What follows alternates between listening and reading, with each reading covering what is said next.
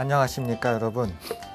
여러분 출력을 해서 오늘은 피라미드에 대해서 공부를 하셨습니다. 그래서 공부한 내용을 가지고 저와 함께 다시 무엇이 중요하고 또한 어떻게 이와 같은 문제를 접근할지 나와 같이 공부를 해보도록 하겠습니다. 여러분 이제 그 피라미드는 뭐 고대 이집트의 어떤 유물로서 뭐 여행을 한 사람도 있겠지만 뭐 신문이나 방송을 통해서 많이 보았을 것입니다. 그래서 오늘은 그 피라미드 중에서 상당히 제일 큰 것으로 알려진 쿠프 왕의 피라미드에 대해서 우리는 공부를 하려고 합니다. 물론 오늘 그 피라미드를 보는 시각은 이제 수학적으로 보는 것이지만 과거에는 여러분들이 이제 그 역사 시간에 사회과 시간에 피라미드에 대해서 접한 적이 있습니다. 그러니까 피라미드는 왜 만들었으며 특정 시기 이후에는 피라미드를 건설을 왜 안 했는지 뭐 그런 것들이 주제였고, 특히 피라미드를 이제 건설한 목적 중에 여러 가지가 나옵니다만은 이집트의 나일강은 보통 7월, 8월, 9월, 10월경에 범람을 해요.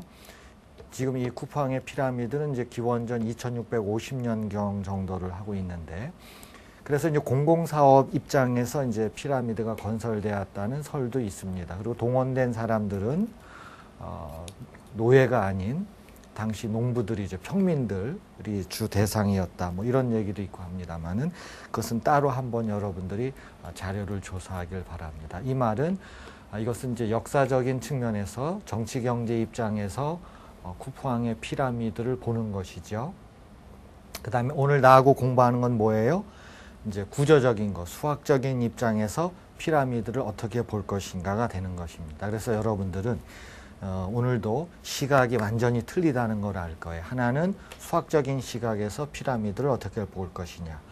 물론 여러분들이 이제 교과서를 통해서 접했지만 정치 경제를 통해서 피라미드를 어떻게 볼 것이냐, 그렇게 나눠지는 겁니다. 자, 제시문에 보면은 이제 쿠프왕의 피라미드가에 대한 이야기가 있죠. 그래서 여러분, 자, 그러면은 그 논제를 1번을 직접 들어가겠는데요. 그래서 쿠프왕의 피라미드의 어떤 규격을 한번 보도록 하지요. 그러면은 여기 화면 이쪽을 한번 보세요. 자, 그러면 그림을 한번 보도록 하지요. 쿠프왕의 피라미드 그림을. 자, 이게 이제 쿠프왕의 피라미드를 여기다 그려놓은 거예요. 그럼 이제 제가 말씀드린 대로 대략 이 경에 이제 쿠프왕의 피라미드가 완성되었다. 이제 그런, 물론 이제 정확지는 않을 수가 있습니다만은. 그럼 우리가 할 수 있는 게 뭐일까요? 아까는 이제 정치 경제적인 측면에서 뭐 그런 얘기고, 이제 수학적으로 할 수 있는 것은 무엇일까요? 여러분들이 여기서 수학적으로 뭘 할 수 있을 것 같아요? 제가 크기를 적어 놨습니다만 한 변의 길이가 230m, 높이가 146m. 그 다음에 물론 여기 각도도 나오겠지만 엄밀하게 90도는 아니지만 이제 90도로 가정을 한 것입니다만 이 정도밖에 없겠죠. 그 이유는 왜 그래요? 이거에 대한 설계 도면이라고 한다면, 설계도라고 한다면 이 설계도는 없지요. 이게 시간이 이렇게 됐기 때문에, 물론 그 설계도가 어느 날 갑자기 어디서 뭐 발견된다라면은 뭐 세계 최대의 문화유산이 되겠지만은 뭐 그걸 그렇게 기대할 수도 없겠죠. 그래서 전부 다 유실된 겁니다. 사실 모든 것이 유실됐죠. 그러면 설계도가 없는 상황에서 우리 수학에서 한다고 하는 것은 이거밖에 없어요. 주어진 것이 한 변의 길이가 230m, 높이가 146m이다. 이거밖에 없습니다. 그러면 이걸 가지고 수학을 적용한다는 얘기는 뭐예요? 당시 설계도의 일부를 추측하는 것입니다. 이것이 이제 정치 경제가 아닌 수학이라고 하는 시각에서 피라미드를 어떻게 보느냐 하는 것입니다. 자, 그래서 우리가 할 수 있는 거는 정말 없습니다. 우리가 지금 할 수 있는 것은 한 변의 길이 230m, 높이가 146이다. 그거밖에 없어요. 여기서 이제 출발을 합니다. 자, 편의상 밑변의 길이를 2D로 놨어요. 그래서 이제 D로 한 겁니다. 이게 편의상 한 거예요. 제시문에 그대로 있는 거죠. 자, 그럼 우리가 할 수 있는 것은 길이 측정이 끝났어요. 그럼 이건 어떨까요? 옆면 있잖아요. 옆면의 넓이는 어떨까요? 옆면의 넓이입니다. 옆면의 넓이? 이거 구할 수가 있지요. 물론 또 높이도 구할 수가 있어요. 물론 구했습니다만은. 자, 옆면의 넓이는 어떻게 계산하나요? 옆면의 넓이는 2분의 1 곱하기, 그렇죠? 밑변의 길이 230. 그렇죠? 그 다음에 높이를 해야 되겠죠. 삼각형의 면적이. 근데 사실 높이는 L이잖아요. L이라고 하는 것은 어떻게 피타고라스 정리를 쓰면 루트에다가 한쪽, 반쪽이죠. D제곱. D제곱이라고 하는 것은 이거의 반쪽이니까는 얼마가 되나요? 115가 되겠죠. D제곱 플러스 높이. 이렇게 해서 계산을 하면 됩니다. 이거는 뭐 제곱이 들어간 거니까 계산을 했지요. 그래서 제시문에 보면 계산을 해놨지요. 그래서 이 값을 계산을 해보고 그 다음에 높이의 제곱을 계산을 해봤어요. 그랬더니 어떤 일이 벌어진 거예요? 거의 같은 일이 벌어진 겁니다. 물론 이거에 대한 그 착상은 1968년에 이와 같은 착상을 합니다. 한 수학자가 이걸 바탕으로 해서 옆면의 넓이 구하고 높이의 제곱을 한번 계산해 봤더니 우리 제시문에 제가 계산해 놨죠. 그랬더니 거의 같다고 하는 일이 벌어진 거예요. 자, 그래서 이 수학자는 이제 이렇게 가정을 합니다. 당시 봐요. 설계도는 당연히 없잖아요. 자, 어떻게 추측을 해요? 당시 설계할 적에 쿠팡의 피라미드를 설계할 적에 삼각형의 옆면이죠. 옆면의 넓이는 높이의 제곱하고 같게 설계했을 것이다라고 추측을 하는 것입니다. 추정이죠, 그거는. 그러면 아예 이쪽이 뭐라고 놔버리는 거예요? 추정이니까는 같은 값으로 놔버리겠습니다. 이렇게 1968년에 추정을 했어요. 그러면 어떤 일이 벌어지나 한번 이 추정으로부터 한번 수학적인 결과를 한번 얻어내보죠. 자, 보십시오. 일단 이 상황에서 보면 여기 여러분 칠판에 보면 약간 흐린 색으로 나와 있는 것이 직각삼각형이죠. 그럼 여기다가 이제 피타고라스 정리를 적용할 수가 있겠죠. 그러면 L제곱은 어떻게 되나요? 높이의 제곱, 숫자는 쓸 필요 없습니다. 그 다음에 D의 제곱 이렇게 하기로 했었죠. 자, 한번 두 번째 한번 보도록 하지요. 아까 추정할 적에 삼각형 옆면의 넓이가 높이의 제곱하고 같다고 그랬어요. 그럼 자, 삼각형의 옆면의 넓이를 이제 식으로만 쓰면 자, 옆면의 넓이는 어떻게 되나요? 2분의 1에다가 그렇죠? 밑변의 길이는 이제 2D입니다. 그럼 2D 들어가고 높이는 그냥 L입니다. 그래서 간단하게 D 곱하기 L이 되죠. 그게 어떻게 우리가 가정을 한 거예요? 높이의 제곱하고 같다라고 가정을 한 겁니다. 그럼 이 두 식을 가지고 한번 연결을 해볼게요. 자, 그럼 연도는 제가 지워놓겠습니다. 그러면 여기서 우리한테 관심을 갖게 되는 것은 우리가 1968년에 관심을 갖게 된 것은 이 삼각형 이쪽 보세요. 이 삼각형의 비율입니다. 여러분들은 이제 중학교 3학년으로 따진다면 삼각비죠. D분의 L이라고 하는 삼각비를 한번 관심을 가져보죠. 그래서 이 경우에는 삼각비가 뭐예요? D분의 L이죠. 물론 이거는 변수 X를 쓰겠습니다만은 요 D분의 L이 얼마인지를 한번 구해보려고 그래요. 그럼 이쪽을 보시죠. 요 식에서 D분의 L을 구하려고 그러면 제일 좋은 방법은 양변을 뭐로 나눠주면 좋아요? D제곱으로 나눠주면 되겠죠. 그래서 요 1'이라고 할게요. D제곱으로 나눠줄게요. 그러면은 D분의 L의 전체 제곱이 되겠죠. 는 D제곱으로 나눠줄게요. H제곱. 그 다음에 D제곱으로 나눠주면 1이 되겠죠. 그런데 조금 아까 뭘 가정했냐면은 옆면의 넓이가 높이의 제곱하고 같다고 했죠. 그러면 높이의 제곱이 뭐예요? DL이죠. 그러면 요 H제곱 대신에 뭘 집어넣어줘요? DL을 집어넣을게요. 그래서 자, 2'이라고 한다면 이 두 번째 식을 쓰게 된 거죠. 그래서 D분의 L의 제곱은 자, H제곱이면서 D가 하나가 없어지니까 남는 것은 D분의 1이 남고 남는 것은 1이 남잖아요. 그래서 조금 아까 여러분들이 중학교 3학년 때 배웠던 삼각비에 나와 있는 D분의 L이라고 하는 것을 X로 쓴다면 이 식으로부터 여러분들은 뭘 구하게 돼요? X의 제곱. 여기 보시면 넘어올게요. 그럼 마이너스 X. 그 다음에 1도 넘어올게요. 그럼 마이너스 1 이퀄 0이라고 하는 아주 유명한 2차 방정식을 만나게 되는 것입니다. 자, 다시 한번 보세요. 우리가 아는 거는 이거밖에 없어요. 230, 140, 6배 없습니다. 아무것도 없어요.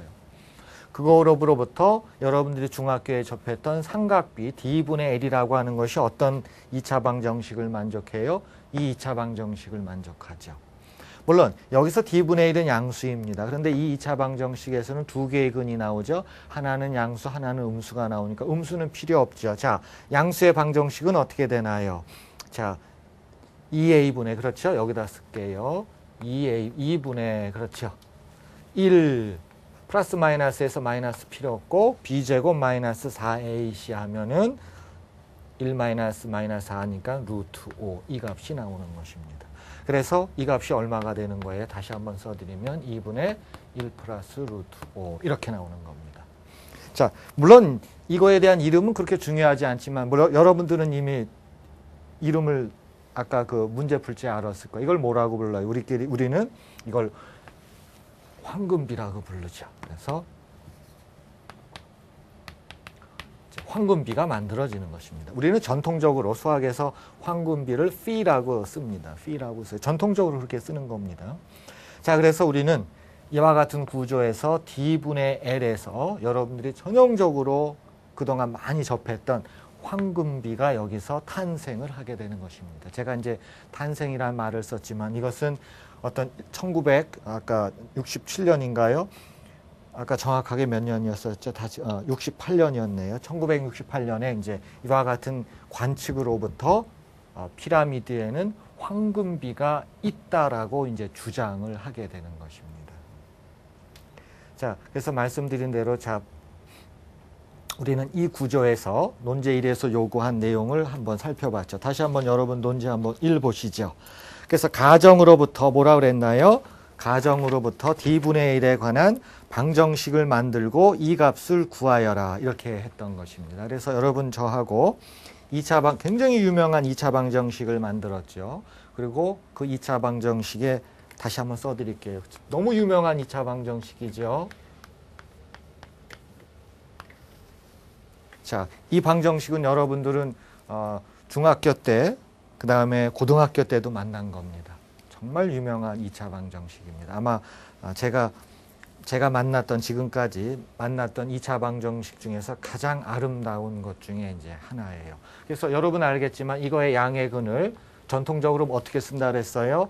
phi라고 쓴다 그랬죠. 값은 2분의 1 플러스 루트 5이고요. 그 다음에 얘를 뭐라고 불러요? 황금비라고 부릅니다. 그래서 상당히 문장을 잘 써야 돼요. 표현을.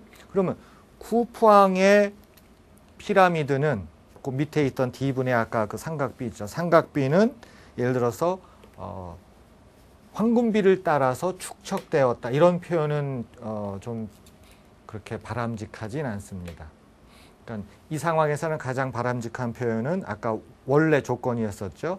옆면의 넓이는 높이의 제곱으로 설계되었다. 이 표현이 보다 더 정확한 표현입니다. 그 결과로서 D분의 L은 피라미드에서 D분의 L은 황금비를 와 거의 같은 값을, 물론 근사적으로 상당히 가까운 값을 가졌다라고 이렇게 표현하는 것이 저는 올바르다고 봅니다. 그럼 이제 전통적으로 또 다음 논제를 하기 위해서 이제 그 전통적인 기호를 소개를 하겠습니다. 여러분들은 K라고 써 있는데요. 그렇죠? 보통 이건 K라기보다는 카파입니다. 근데 상관없어요. K라고 발음하셔도 상관없어요. 이 카파는 전통적으로 황금비의 역수로 사용을 합니다. 그럼 이건 말씀드릴 전통적인 거예요. 그러면 역수라고 하는 것은 뭐예요? 여러분 알겠지만 1 플러스 루트 5분의 2가 되겠죠. 그러면 이제 분자분모에다가 1 마이너스 루트 5를 분자분모에다 곱하면 이것은 어떻게 돼요? 2분의 루트 5 마이너스 1이 됩니다. 그럼 방정식으로 말하면 어떤 입장이에요? 이 경우에는 phi 제곱 마이너스 phi 마이너스 1 이퀄 0을 만족하는 거고요. 그렇죠? 그러면 카파 입장에서는 어떤 방정식을 만족해야 돼요? 이거에 대한 역수입니다. 그렇죠? 그럼 phi 제곱이라는 것은 카파의 제곱분의 1 마이너스 카파분의 1 마이너스 1 이퀄 0이잖아요. 그렇죠? 그럼 양변에다 뭘 곱해요? 카파의 제곱을 곱할게요. 그럼 1 마이너스 카파 마이너스 카파의 제곱은 0이 되죠. 그래서 똑같이 방정식 입장으로 쓴다 그러면은 방정식 입장으로 쓰면 아무래도 양수로 써야 되겠죠. 카파의 제곱 플러스 카파 마이너스 1 이퀄 0 이런 뜻으로 이제 해석이 되는 것입니다. 그래서 제가 논제일 끝나고 나서 요거를 설명드리는 거는 앞으로 전개될 과정에서 여러분들은 그 카파와 피를 만나고 그 과정에서 이제 이와 같은 식을 썼다는 얘기는 뭐가 되겠어요? 다른 용어로 쓰면은 k의 제곱은 넘어가면은 1-k라든지 이와 같은 이제 등식을 사용할 적에 편리하기 때문에 제가 여러분들한테 미리 언급을 해 놓도록 하겠습니다. 그래서 방정식에서 황금비가 나오고 그거의 역수 카파를 이런 식으로 사용하겠다. 여기까지가 논제 1에 대한 핵심적인 내용이 되겠습니다. 자, 그러면 여러분들은 어디로 돌아갈까 하냐면 논제 2로 한번 보시죠. 자, 논제 2가 뭔가요? 지금 논제 2에서 구현하고자 하는 것은 일단 피라미드의 이제 비율을 이제 공부하고 있는데 우리가 이제 요거를 황금비가 되는 거죠. 그렇죠. 그 다음에 편리입니다. 이건 계산의 편리예요. 수학적으로 아무런 문제가 없습니다. 계산의 편리를 위해서 아까 삼각형 옆면이 있었잖아요. 옆면의 높이를 L이라고 그랬었죠. 그 L을 1로 놓은 것입니다. 옆면의 이를 1로 놨어요. 그러면 여러분 알겠지만 그럼 이게 1이 되니까 D분의 1은 뭐가 되는 거예요? P가 된다는 그런 뜻입니다. 그렇죠. D분의 1은 P가 되는 것입니다. 그러면 황금비의 역수죠. D분의 1은 황금비의 역수가 되니까 결국은 D는 아까 했던 카파하고 똑같은 거죠. 물론 이건 뭐 지금 상황에서는 별 큰 의미는 없습니다만은 어쨌든 그 L을 1로 놓고 쿠프왕의 피라미드를 좀 전개를 하자. 장점은 사실은 많습니다. 그러니까 L을 왜 1로 놓느냐 그러면 이런 뜻이에요. 전체적인 비율이나 이런 거에는 전혀 변화가 없고 1로 놓았을 적에 전체적인 구조를 설명하는데 상당히 편리하기 때문에 그렇다는 것입니다. 그래서 이것은 1로 안 놔도 상관은 없어요. 원래 L부터 그냥 해도 되지만 편리성을 위해서 L을 1로 놓고 시작을 하겠습니다. 이게 어떻게 보면은 이제 수학을 전개하는 과정 중에서도 전형적인 방법 중에 뭐 하나라고 여러분들이 이해를 하시면 됩니다. 자, 그랬을 적에 최종적으로 뭘 보이는 거예요? 피라미드 단면에서 높이가 루트 k임을 보여라. 이제 그런 상황이 된 것입니다. 이게 이제 논제 2가 되는 거죠. 그래서 이거는 나중에 굉장히 이제 중요한 역할을 할 것입니다. 물론 이 k는 제가 카파라고 발음을 했었는데 여러분들은 이제 그렇게 만나기가 쉽지가 않기 때문에 그냥 K로 여러분들은 사용을 하셔도 돼요. 자, 그러면 높이를 한번 생각을 해보도록 하겠습니다. 그러면 여러분들 오히려 저하고는 뭐예요? 그림을 아까 그 피라미드 그림을 놓고 하는 게 훨씬 편하겠죠? 그럼 조금 아까 봤던 그 피라미드의 그림을 놓고 거기서 제가 높이를 한번 계산을 해드릴게요. 자, 여기입니다. 그러면 우리는 이제 편하게 뭘 했냐면은 이 값을 뭐로 놨던 거예요? 이걸 1로 놨던 거예요. 그랬을 적에 뭘 구한다고요? 높이를 구해보자 그런 뜻입니다. 여러분 제가 여기다 이 그림을 사용해도 괜찮겠지요? 이 그림을 쓰는 게 아마 편할 것입니다. 자, 보도록 하지요. 지금 피타고라스 정리를 그대로 씁니다. 그러면은 여긴 1이에요. 그럼 이쪽으로 한번 옮겨와서 보면 여기가 1로 썼어요. 그 다음에 여기는 D입니다. 여러분 아까 봤지만 이 D를 쓸 적에는 어떻게 써줘야 돼요? D분의 L이 얼마였어요? 황금비 P였잖아요. 그렇죠. 그런데 우리는 요 L을 뭘로 놓기로 한 거예요? D분의 1로 놓기로 한 거잖아요. 그렇죠? 따라서 D는 황금비의 역수죠. 그렇죠? 근데 황금비의 역수를 뭐로 놓기로 했어요? 카파로 놓기로 했었죠. 그래서 여기가 뭐예요? 카파가 되는 거지요. 자, 그러면 피타고라스 정리 여러분 잘 아시죠? 그래서 이쪽 길이는 루트 뭐가 되죠? 1 K제곱이 되는 것입니다. 그런데 여러분 아시겠지만 그 논제 1에서 제가 설명드렸죠. 간단하게. 이 P가 의미하는 것은 P제곱 마이너스 P 마이너스 1 콜 0이었잖아요. 그렇죠. 그럼 카파가 의미하는 건 뭐죠? 이거의 역수죠. 그럼 역수를 여기다가 대입하게 되면은 여러분 아까 봤지만 1 K제곱 그 다음에는 뭐가 아까 성립했어요? K가 성립했었죠. 그렇죠. 그래서 실질적으로 이 녀석은 어떻게 되는 거예요? 루트 K가 되는 것입니다. 아하, 이제 이 그림 갖고 해도 되겠죠. 이쪽 길이를 이 길이입니다. 이 길이를 1로 놓으면은 높이가 뭐가 된 거예요? 루트 k가 된다 그런 뜻입니다. 물론 이 k는 굉장히 유명한 숫자입니다. 여러분 알겠지만 황금비의 역수이기 때문에 이때 k 값이 얼마예요? 2분의 루트 5 마이너스 1이죠. 그렇죠? k 값이 이것도 굉장히 유명한 값입니다. 그래서 이것으로 이제 표현을 유도한 것입니다. 자, 여기까지 논제 2까지입니다. 논제 2까지는 우리가 옆면의 높이를 1로 봤을 때 그 높이가 루트 k가 된다. 이렇게 식이 온 거죠. 자, 그럼 다음 논제로 넘어가겠습니다.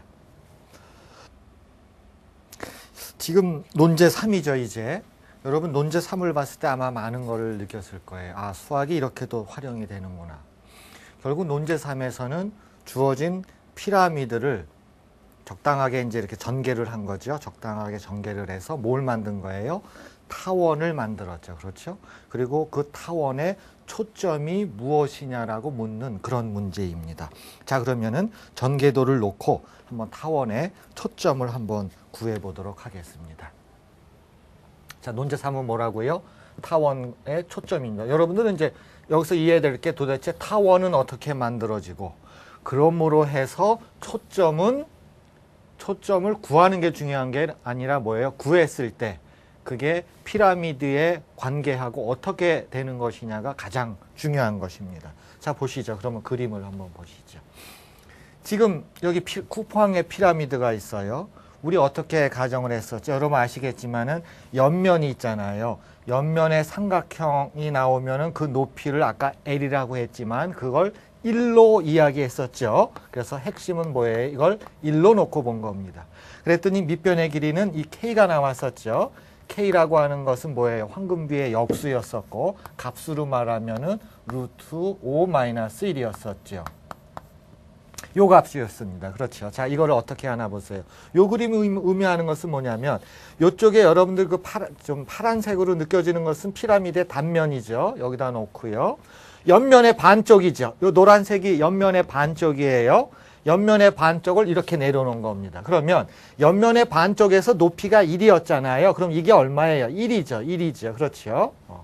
그 다음에 요걸 같이 놨기 때문에 뭐예요? 이쪽으로 좌표를 따지면 K가 되는 거죠. 그렇죠. 물론 길이가 K입니다. 그러면 자, 저하고 이게 뭐예요? 이게 X축이고 이게 Y축이에요. 좌표로 따지면은 여기가 이제 마이너스가 붙을 거고 여기는 뭐가 붙겠어요? 이제 플러스가 붙겠죠. 이건 여기 점 찍은 것은 이제 길이를 뜻하는 거니까요. 그러면 여러분들이 먼저 생각해야 될 게 여기 지금 보라색 비슷하게 나와 있는 색 보이죠? 이게 뭐예요? 타원이죠. 그럼 타원은 여러분 이제 그 수학 2에서 배우셨지만 타원을 결정하는 것은 축으로 말하면 장축과 단축이겠죠. 이 경우에는 장축이 어떻게 되나요? 1이죠. 단축은요? K죠. 따라서 여기 나와 있는 요 노란색입니다. 요 노란색의 타원의 방정식은 X제곱 나누기 K제곱이죠. 더하기. 맞나요? 맞지요? Y제곱은 이때는 어떻게 장축이 Y축에 있으면서 1이죠. 1제곱입니다. 1제곱이에요. 됐죠. 이게 1이다 라고 하는 이제 타원의 방정식이 바로 이 녀석입니다. 물론 여기서는 왜 1이고 왜 K가 온 거예요? 인위적으로 봤을 때 이 K 값하고 단축 1은 장축으로 놓은 거예요. 1은 다시 한번 말씀드리지만 아까 L입니다. 그렇죠. 옆면의 높이예요. 자, 여러분 됐지요. 이 경우에 초점은 어떻게 되나요? 초점은 위치로 따진다면 여기 어디에 오겠죠. 지금 여기다 그리고 비교를 한다면은 이와 같은 타원이 나오고 여기가 K가 되고 여기가 1이에요. 그랬을 때 초점은 이 정도에 잡히겠죠. 여러분 그 수학 2에서 초점 어떻게 잡아줘요? 얘 좌표는 어떻게 돼요? 루트 1 마이너스 어떻게 되죠? K제곱이죠. 물론 정확하게 좌표로 말하면 이것은 저 X좌표는 0이죠. 그 다음에 이쪽이 될 거고 요 아래 건 어떻게 되죠? X좌표 0, Y는 어떻게 돼요? 물론 이제 그거에 마이너스가 되겠죠. 이거입니다. 그렇죠. 이게 여러분들이 잘 알고 있는 초점입니다. 초점이에요. 자, 그러면 이 초점이 제가 여기다 그려놨는데 이쪽으로 와서 이걸 한번 여기서 한번 잡아보죠. 그럼 초점이 분명히 여기 어디엔가에 있겠죠. 뭐 여기 있을 수도 있고 여기 있을 수도 어디엔가에 있겠죠. 자 보십시오. 초점에서 지금 이 높이가 어떻게 되는 거예요? 루트 1-k 제곱이죠. 그런데 여러분 이 k는 뭐예요? 황금비의 역수죠. 다시 말해서 1-k 제곱은 뭐가 되는 수예요? k가 되는 그런 황금비의 역수예요. 그럼 루트 1이 어떻게 돼요? 루트 k가 되죠. 여러분 논제 2에서 우리가 뭘 계산했어요? 피라미드의 높이가 얼마예요? 루트 k죠. 바로 그겁니다. 피라미드의 높이가 이게 루트 k, 여기서부터 여기까지가 얼마였어요? 이게 루트 k잖아요. 그런데 초점이 어디에 위치해요? 여기에 위치하지요. 여기에 위치하는 거. 물론 이쪽은 한 이 정도로 오겠죠. 그렇죠. 자, 이건 대칭이니까 여기는 뭐 생각하지 말고 여기만 생각해 본다면 바로 이와 같은 구조에서 초점에다가 뭘 놓은 거예요? 피라미드의 높이를 설정한 것입니다. 그래서 이와 같은 상황은 아까 말씀드렸죠. 지금 우리가 하는 작업은 여러분들이 배운 수학적인 어떤 백그라운드를 바탕으로 해가지고 단순히 높이와 옆면의 길이를 가지고 피라미드의 옆면의 길이와 높이를 가지고 구조를 지금 공부하는데 지금 논제 3에서는 어떤 구조로 온 거예요? 여기 보시죠. L을 1로 놨을 때 피라미드의 높이는 바로 이와 같은 타원상에서의 초점으로 하겠다 그런 뜻입니다. 그러면 이것도 가정이죠. 그렇죠? 가정이 뭐예요? 당시 피라미드를 건축할 적에 타원을 쓰고 그거에 초점을 쓰는데 바로 피라미드의 높이를 초점하고 연결지었다라고 우리가 이제 추정을 하는 것입니다. 자, 여기까지가 논제 3이죠. 자, 그러면 이제 논제 4로 갈 텐데 논제 4로 가기 전에 이 그림을 가지고 다시 한번 또 설명을 한번 문제 제기를 한번 해볼게요. 지금 우리는 요 그림에서는 뭘 했어요? 여러분들하고 나하고 여기 나와 있는 이 타원에 대해서 생각한 겁니다. 그렇죠? 타원의 방정식이 어떻고 그 다음에 그러면 당장 뭐 알 수 있어요? 타원의 초점이 어떻고 그랬던 거예요. 자, 그럼 이번에는 원을 생각해 보죠. 원이라고 한다면 자, 반지름을 뭐로 한 원이냐 한번 보세요. 지금 상황을 보면은 지금 1이 누구예요? 1은 아까 그 옆면의 높이를 뜻하죠. L을 1로 놨었죠. 여기서 출발이죠. 그럼 여기 나와 있는 1이라고 하는 것은 어떤 뜻이에요? 밑으로 내려놨잖아요. 즉 뭐예요? 지금 여기 하늘색 원이 있죠. 하늘색 원의 반지름은 얼마가 되는 거예요? 1을 한 겁니다. 왜 1이냐고요? 누가 1이기 때문에 그런 거예요? 이거 갖고 한 거예요. 그래서 우리는 뭘 생각한 거예요? 이와 같은 반지름이 1인 원을 생각할 수가 있겠죠. 자, 그러면 여기서 이제 핵심 포인트가 나옵니다. 그러면 여기 나와 있는 것 중에 가장 쓰지 않은 게 요게 1이죠. 요게 K예요. 그리고 요 대각선의 길이입니다. 여기 대각선의 길이가 의미가 있겠죠. 그렇죠. 요 대각선의 길이입니다. 그렇죠. 그러면 요 대각선의 길이라고 하는 것을 이 구조물로 오면 어디에 해당되겠어요? 이 녀석입니다. 이거예요. 이거. 이쪽 모서리입니다. 그렇죠. 모서리예요. 핵심이 나옵니다. 이거를 반지름으로 해갖고 원을 그리잖아요. 여기 내접하는 정오각형이 있겠죠. 그렇죠? 여기 내접하는 정오각형의 길이가 바로 이 녀석입니다. 이 녀석이에요.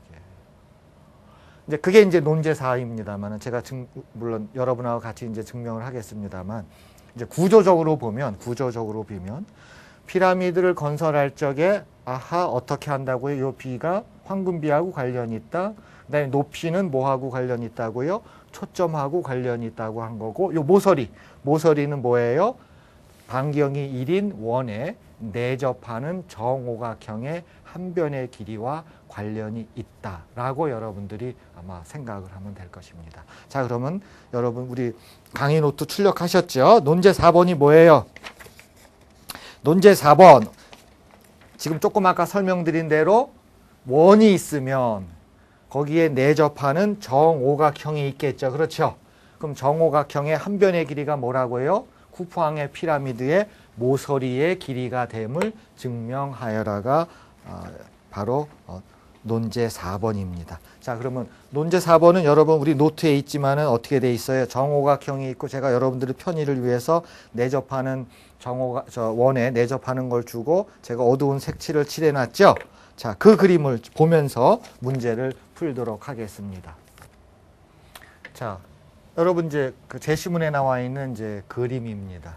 그러면 이 상황에서는 여러분 아시겠지만 코사인 제2 법칙을 쓴다고 하는 것을 인식할 수가 있겠죠. 자, 코사인 제2 법칙 1제곱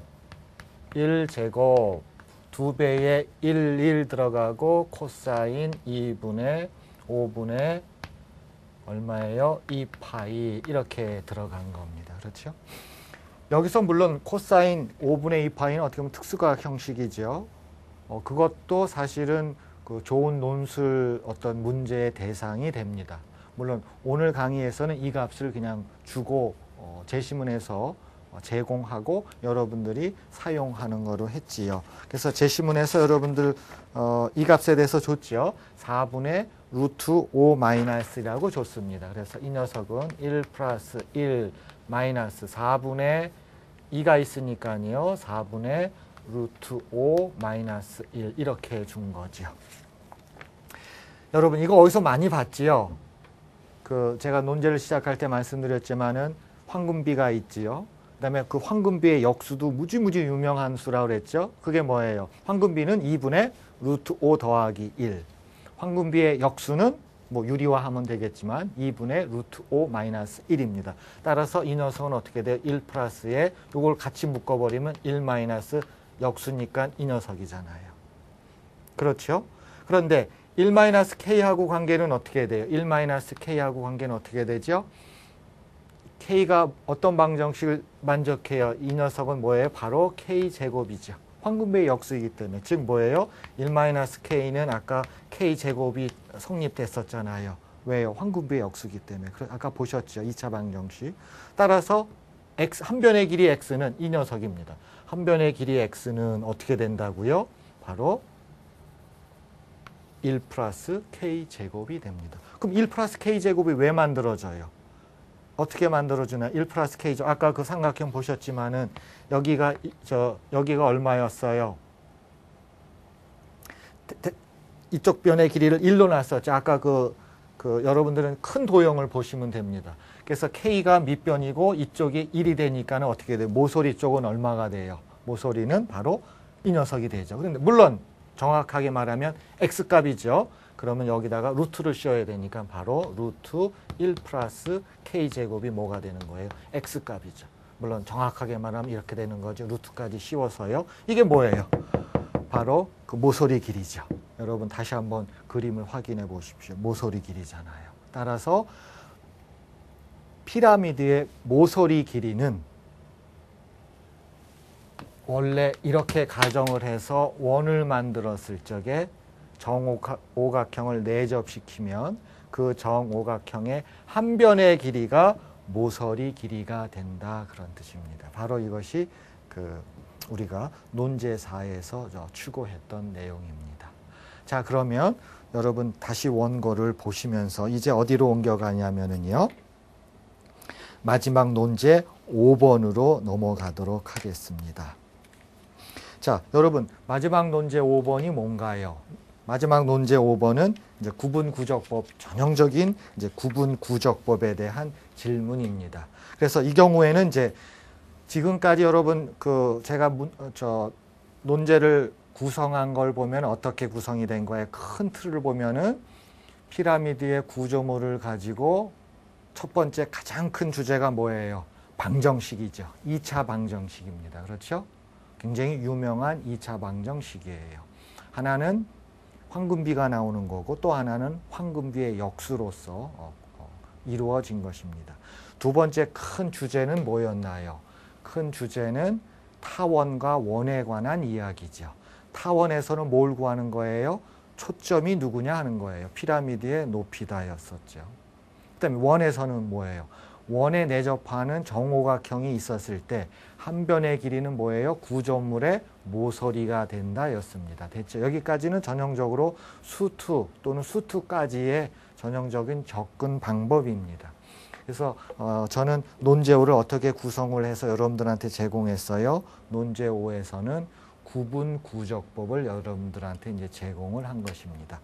여러분, 구분 구적법을 배우실 적에 교과서에서 전형적으로 피라미드는 다루고 있죠. 그래서 자연스럽게 이제 피라미드 문제를 이제 제공하게 된 것입니다. 자, 그러면은 논제 5로 가도록 하겠습니다.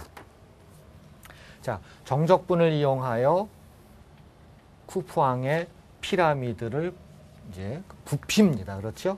피라미드의 부피를 구하여 보자. 구분 구적법 형태에서 이제 오는 거겠죠. 자, 그러면 피라미드의 그림을 한번 보시죠. 어떻게 잘라야 되는가. 그러면 자, 이게 피라미드가 돼요. 밑면이 얼마였었냐면 230m였습니다. 그렇죠? 그래서 우리는 위에서부터 쭉 잘라서 정적분하겠다 그런 뜻이죠. 그럼 위에서부터 쭉 자르니까 이 보조 그림이 나와야 되겠죠. 그 말은 뭐예요? 위에서부터 자른다는 얘기는 여기 0서부터 여기가 0이 되겠죠. 구간으로 따지면 0서부터 높이가 146이었으니까 146까지 정적분을 하겠다. 그런 뜻이죠. 146까지 정적분을 하겠다. 그런 뜻이죠. 그러면 정적분 대상이 와야 되겠죠. 자, 정적분 대상은 누구겠어요? 각각의 0으로부터 거리가 떨어지면 그거에 대응하는 뭐가 만들어지는 거예요? 이와 같은 단면이 만들어져야 되는 거죠. 저 단면을 정적분하겠다는 것입니다. 그래서 SX의 DX를 구하겠다. 이것이 이제 피라미드에 뭘 구하는 거예요? 부피를 구하는 것입니다. 자, 그럼 SX는 어떤 식으로 구해야 될까요? 이건 비례식을 쓰는 거죠. 보시죠. 원점으로부터 이만큼 떨어졌을 적의 면적이 SX면은 여기서부터 여기까지 떨어졌을 때 면적은 여기가 얼마예요? 한 변의 길이가 230m니까는 230의 제곱이 되겠죠. 그렇죠? 그래서 이제 그대로 비례식을 쓰면 되겠죠. 자, 그럼 비례식을 쓰게 되면 물론 여기서 비례식은 이제 면적에 관련된 거니까요. 그래서 x 한 변의 길이입니다. 그렇죠? 여기서 의미하는 것은요. 그래서 x 제곱 대 146의 제곱은 SX 대 얼마가 되는 거예요? 230의 제곱이라고 하는 비례식이 이제 만들어지는 것입니다. 물론 여기서 중요한 것은 이제 제곱 형태로 돼야 되겠죠. 그렇죠? 자, 그러면 이제 뭘 구하면 되는 거예요? SX만 구하면 되는 거죠. 그럼 이 비례식에서 SX라고 하는 것은 양쪽을 한 다음에 나눠줘야 되니까요. X 230의 제곱 곱하기 X제곱 나눠주기 146의 제곱이 됩니다. 자, 따라서 우리가 구하고자 하는 피라미드의 부피는 아까 보셨죠? 0서부터 146까지 SX 얼마죠? 146의 제곱분의 230의 제곱에 함수로 따지면은 2차 다항식의 이제 적분 이런 형식으로 온 거죠. 그렇죠? 물론 이게 만약에 여러분들이 대학에서 만나는 논술 문제라면 이런 계산을 정확하게 해서 뭐 약분하고 그렇지는 않습니다.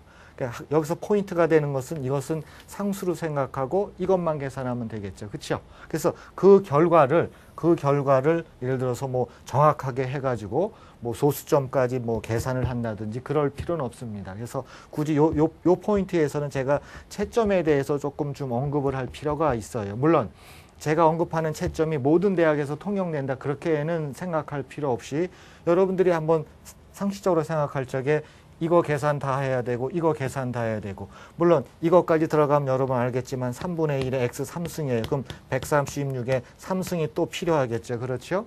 그럼 이거 3승 계산하고 이거 제곱 계산하고 제곱 계산해서 곱해서 나눠준다? 그렇지는 않습니다. 그렇게까지는 할 필요 없고 어디까지 체크하겠다는 거예요. 상수 처리하고 뭐까지 처리하는 거예요. 이것까지 처리해 주셔야죠. 그렇죠? 그 다음에 세부적인 계산은 여기서 끝내주셔도 그 점수에는 아무런 관계가 없습니다. 그래서 제가 제안을 한다면 여기까지 계산을 오르면 이것은 이제 만점 처리가 될 것입니다. 자, 그래서 여러분들한테 일단 피라미드의 이제 최적을 구하는 이제 그런 형식을 제가 이제 소개를 했어요. 그래서 논제5를 다시 한번 제가 언급을 한다 그러면은 여러분들은 그 숫자가 특히 논제5에서 크다는 것을 여러분들은 인식을 할 거예요. 앞에 있는 논제에서는 그런 큰 숫자가 없었죠. 그렇죠. 자, 그런데 사실은 숫자가 자꾸 저하고 만나는 수업 중에는 이제 숫자가 가끔 큰 게 나와요. 그 이유 중에 하나는 오늘도 자명하잖아요. 쿠프왕의 피라미드라고 하는 현실적인 어떤 구조물을 가지고 계산을 하는 것이기 때문에 숫자가 커질 수밖에 없다는 것입니다.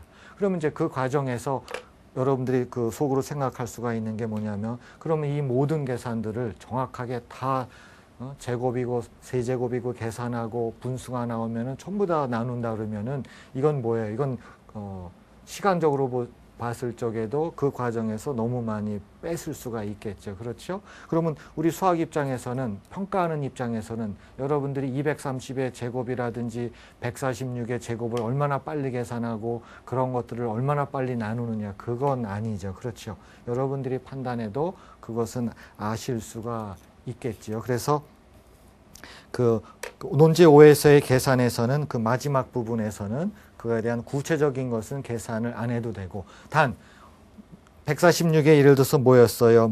그 다음에 230의 제곱 또는 필요하면 큰 숫자는 약분을 해도 상관은 없었겠죠. 그렇죠? 그 정도에서 여러분들이 마무리를 해 주시면 됩니다. 자, 그러면 오늘 강의에 대해서 전체적으로 제가 다시 한번 의미를 부여를 해 보도록 하지요. 오늘은 여러분들은 그 2차 곡선 중에서 특히 원이라든지 그 다음에 그 포물선, 형체는 아닙니다만 타원에 대해서 여러분들이 이제 만났습니다. 그래서 가장 중요한 것은 이것입니다. 여러분들이 수학의 대상을 만날 거예요. 그 대상은 교과서는 그렇게 돼 있습니다만 그냥 하늘에서 뚝 떨어지는 것은 아닙니다. 2차 방정식이 하늘에서 떨어지진 않아요. x제곱 마이너스 x 마이너스 1 이퀄 0이라고 하는 그 유명한 2차 방정식, 그거의 근은 황금비라고 부르죠. 그것도 그냥 떨어지는 것이 아니라 어떤 구조물적인 특징에서 그걸 그냥 법례적으로 자연현상이라고 표현을 하겠습니다. 그러니까 구조물도 하나의 자연현상으로 받아들이는 거예요.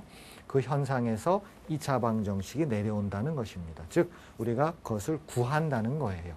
단순히 2차 방정식에서 근의 공식을 활용하는 것이 아니라 그 2차 방정식이 어떠한 환경에서 나타나느냐 하는 것이 핵심이에요. 자, 마찬가지입니다. 여러분 타원에 대해서 많이 배웠죠. 장축과 단축을 배우고 초점을 배우고 타원의 정의를 배우고 그거에 관련된 또 내용을 여러분들은 배우셨을 겁니다. 이것도 마찬가지입니다. 타원도 우리는 뭐예요? 즉 고대 건축물을 우리가 좀 해석하는 입장에서 타원을 활용했지 않습니까? 그 뜻이 뭐냐면 타원도 마찬가지입니다. 우리가 그냥 그대로 주어지는 것이 아니라 우리가 이제 알고자 하는, 이 경우에는 이제 쿠프왕의 피라미드입니다만은 피라미드를 관찰하는 과정에서 하나의 도구로서 하나 사용을 했다는 것이에요. 그러면 자명한 말이 나타납니다. 정치 경제 입장에서 피라미드를 표현하는 언어는 뭐예요? 예를 들어서 그 당시에는 왜 피라미드를 지었고 7, 8, 9, 10월 달에 그 나일강이 범람하니까는 어떤 공적 어떤 그 노동을 투입하고 이런 것들이 뭐예요? 피라미드를 정치 경제 입장에서 보는 언어예요. 그러면 그것을 구조적으로 봤을 때 수학은 어떤 언어가 되는 거예요? 그 피라미드를 뭐로 봐요? 원으로 보고 타원으로 보고 2차 방정식으로 보고, 그렇죠? 그럼 비율로 보고, 아까 삼각비라고 했죠? 비율로 보고, 이것이 바로 피라미드를 보는 언어입니다. 그래서 오늘 여러분들은 수학이 언어라고 하는 것을 여러분 느꼈을 거예요. 그래서 우리 수학은 언어입니다. 즉 자연현상을 표현하는 언어예요. 오늘처럼 어떤 고대 건축물을 표현하는 언어가 수학이라는 것입니다. 그 언어 중에 오늘 뭐 했어요? 2차 방정식, 삼각비, 원, 타원 이런 것들을 오늘 같이 공부하게 된 것입니다. 오늘 하나 얻으셨죠? 수학은 언어입니다. 오늘 여기서 마치도록 하겠습니다. 감사합니다.